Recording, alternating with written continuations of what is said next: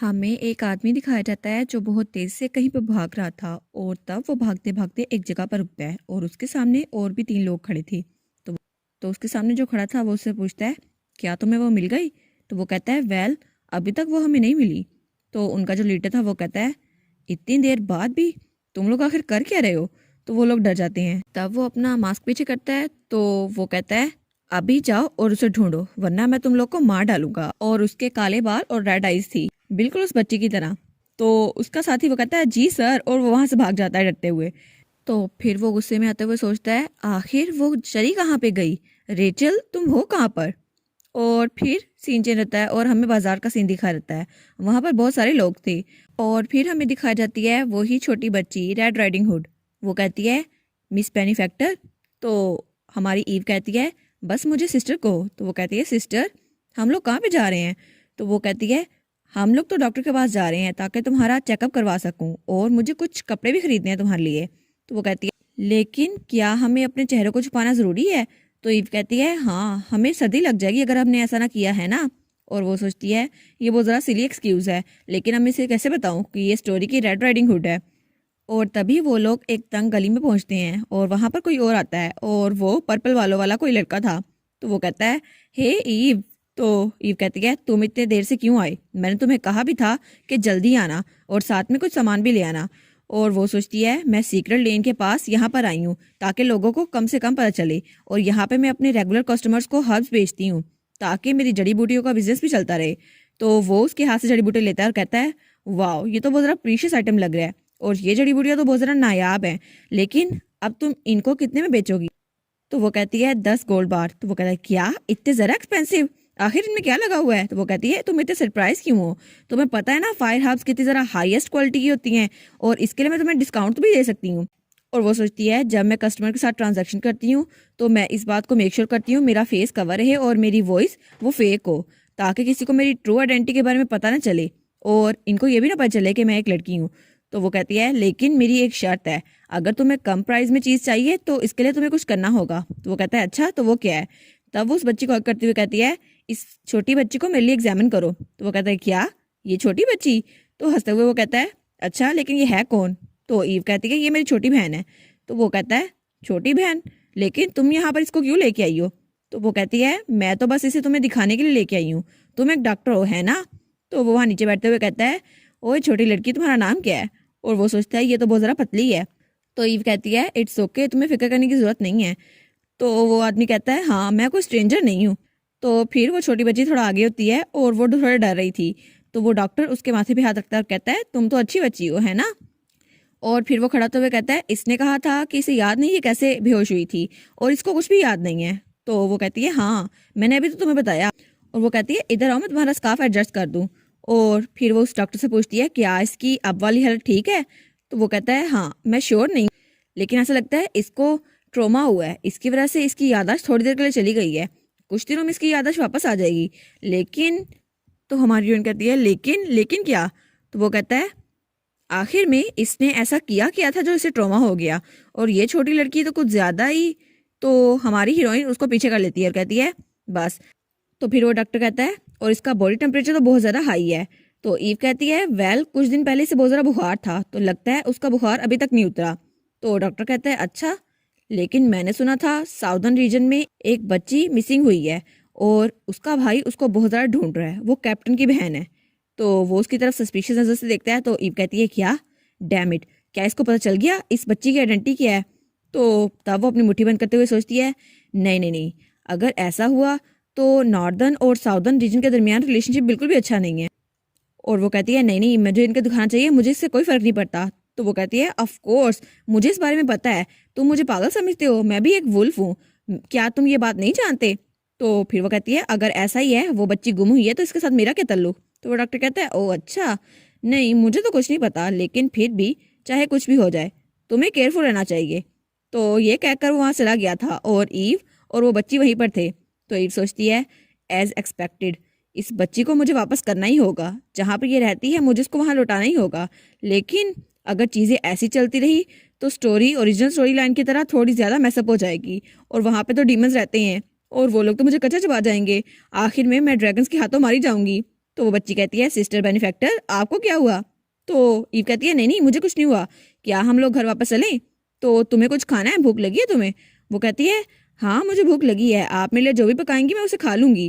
तो हमारी हीरोइन सोचती है वाह इसका ऑरा तो प्रोटैगनिस्ट का है, कितनी अडोरेबल है ये।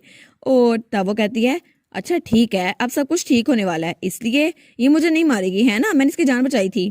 तब वो बच्ची किस तरफ देखती है और कहती है ओ, और फिर वो एक तरफ इशारा करके कहती है सिस्टर वो क्या चीज़ है? तो हमारी हीरोइन कहती है क्या वो तो एक ड्रीम कैचर है और इसके जरिए तुम्हारे बुरे ख्वाब वो अच्छे हो जाते हैं, तुम्हें दोबारा बुरे ख्वाब नहीं आएंगे। तो वो बच्ची कहती है क्या बुरे ख्वाब? तो हमारी हीरोइन सोचती है हाँ रेचल की रेड आइज ये तो नावल की तरह बिल्कुल सेम ही है, और उसका भाई वो तो ऐसे ही मरा था अपनी फायर के अंदर ही, और उसने कहा था ये कितना ज़्यादा पेनफुल है, प्लीज़ कोई तो मुझे बचाओ, लेकिन कोई भी उसे बचा नहीं पाया था। और अपने इकलौते भाई को खोने के बाद वो दोबारा कभी चैन से सो नहीं सकी थी, उसको हमेशा डरावने ख्वाब आते थे, और जब भी वो अपनी आंखें बंद करती थी तब वो उठ के बैठ जाती थी और वो बहुत ज़्यादा डरती थी, लेकिन हर रात उसे एक ही तरह के ख्वाब आते थे जो उसे टॉर्चर करते रहते थे। और तब जियोन उसे संभालता था क्योंकि आखिर में उसकी पेन और सफरिंग बहुत ज़्यादा हो चुकी थी। तो वो सोचती है मुझे लगता है ये नावल की शुरुआत है, लेकिन फिर भी इसे बुरे ख्वाब तो आते होंगे। तो वो कहती है तुम्हें एक चाहिए? तो वो बच्ची कहती है नहीं नहीं मुझे कुछ नहीं चाहिए।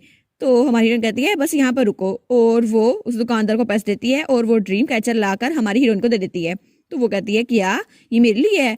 तो ईव नीचे झुकते हुए कहती है हाँ बिल्कुल ये मैं तुम्हारे लिए लेके आई हूँ, अब से हमेशा तुम्हें अच्छे ख्वाब आएंगे। तो वो बच्ची उस ड्रीम कैचर को देखती है और कहती है थैंक यू सिस्टर बेनिफैक्टर। तो फिर ईव कहती है अच्छा तो क्या अब हम घर चलें? तो वो बच्ची स्माइल करते हुए कहती है हाँ हमें घर चलना चाहिए। और उसके बाद वो ईव का हाथ पकड़कर उसके साथ उसके घर जा चुकी थी। तो वो कहती है मुझे ऐसा लगता है कि मैंने खुद को रियलाइज़ नहीं किया, लेकिन अब तो मैं हीरोइन की सेवियर हूँ जो किसी ना किसी दिन मुझे मारने वाली है। और वो दोनों एक दूसरे का हाथ पकड़ के घर वापस जा चुकी थी। और फिर हमें अगले दिन का सीन दिखाया जाता है जब हमारी हीरोइन काम से वापस आती है। वो कहती है मैं घर वापस आ गई। तो वहां पर वो दोनों बच्चे थे, तो वो कहते हैं सिस्टर आप वापस आ गई, और वो दोनों एक दूसरे की पोनी कर रहे थे। तो वो दोनों हमारी हीरोइन के पास जल्दी से भाग के आते हैं और उसे गले लगा लेते हैं। तो बच्ची कहती है आज का दिन कैसा गुजरा, क्या आपने ज्यादा हंस बेची? तो हमारी हीरोइन कहती है हाँ आज का दिन बहुत ज्यादा अच्छा गुजरा। और फिर वो कहती है तुम दोनों खेल रहे थे है ना, कितने ज्यादा क्यूट हो तुम दोनों। तो जियोन कहता है हाँ देखे तो सही मेरे बालों को उसने पोनी डाल दी है, देखे मैं कितना ज्यादा क्यूट लग रहा हूँ। तो हमारी हीरोइन कहती है हाँ हाँ तुम दोनों तो बहुत ज्यादा क्यूट लग रहे हो। तो फिर वो अपने भाई के पास वो कहती है जियोन कहीं तुमने अपने कान तो से नहीं दिखा दिए? तो जियोन कहता है नहीं नहीं, और उसने तो रोने वाली शक्ल बना ली थी। तो हमारी हीरोइन सोचती है चलो शुक्र है अभी तक इसे पता नहीं चला, वरना मैं तो वैसे ही फिक्रमंद हो गई थी।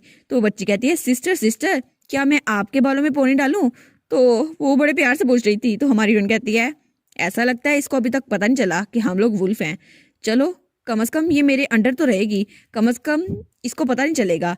और वो सोचती है जब से ये मुझे मिली है मैंने इसका नाम रूबी रख दिया, क्योंकि इसकी आंखें वो भी रूबी हैं, और मैं इसको बता नहीं सकती इसका असल नाम रेचल है, वरना ये पूछेगी मुझे इसके बारे में कैसे पता।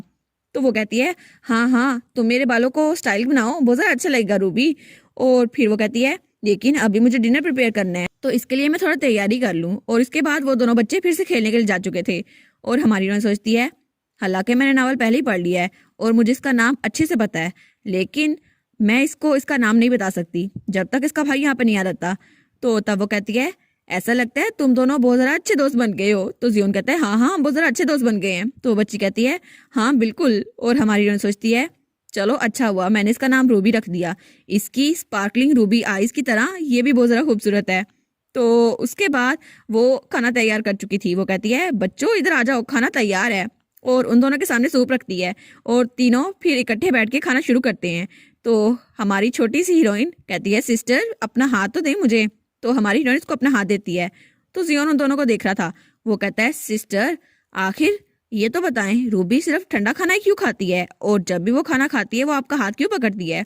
तो हमारी हीरोइन सोचती है अब मैं इसको क्या बताऊं कि वो ड्रैगन ब्लड से है, इसलिए मैं और जियोन जो कि वुल्फ ब्लड से हैं और हम लोग आइस की पावर रखते हैं, हम लोग गर्म खाना खा सकते हैं, लेकिन वो लोग ऐसा नहीं कर सकते। और तब उसे याद आता है जब पहले दिन उसने रूबी को वो खाना दिया था, वो गर्म खाना था, तो रूबी ने बहुत ज़रा बुरा मुंह बनाया था। तो वो कहती है क्या तुम्हें ये पसंद नहीं आया?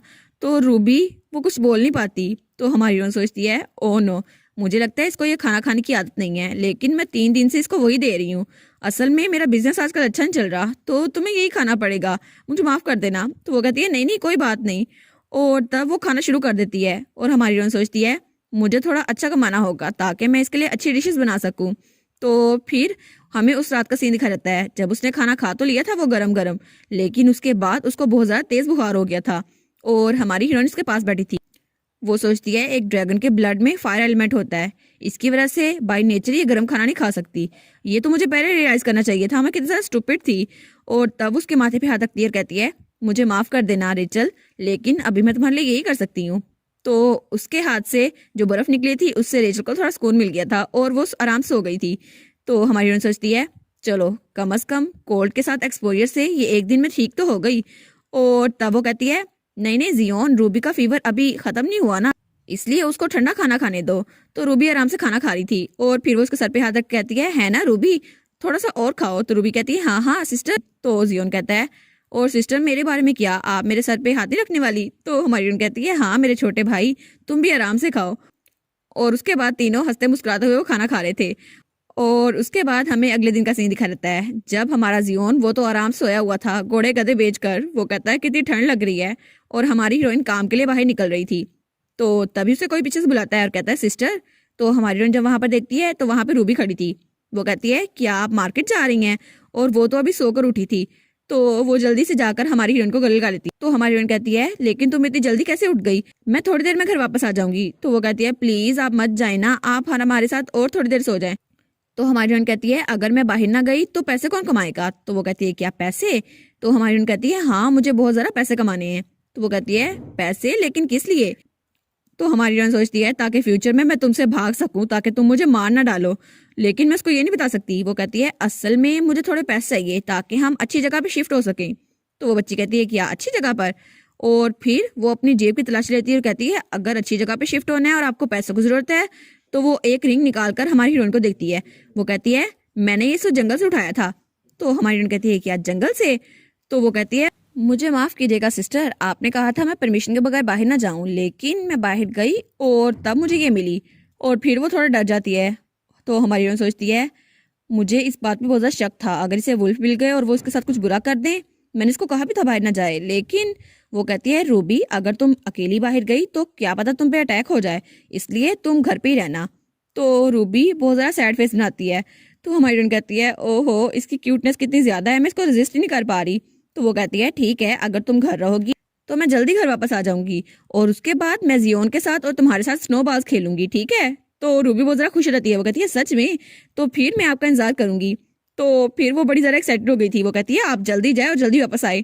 तो हमारी हीरोइन कहती है ये तो कितना ज़्यादा क्यूट है, लेकिन मुझे लगता है तुम्हें अभी भी नींद आ रही होगी, इसलिए जाके थोड़ा रेस्ट कर लो। और फिर वो वहां जाते हुए कहती है और तुम्हारी ये रिंग इसको मैं सेफ रखूंगी। तो वो बच्ची कहती है अच्छा ठीक है बाय बाय।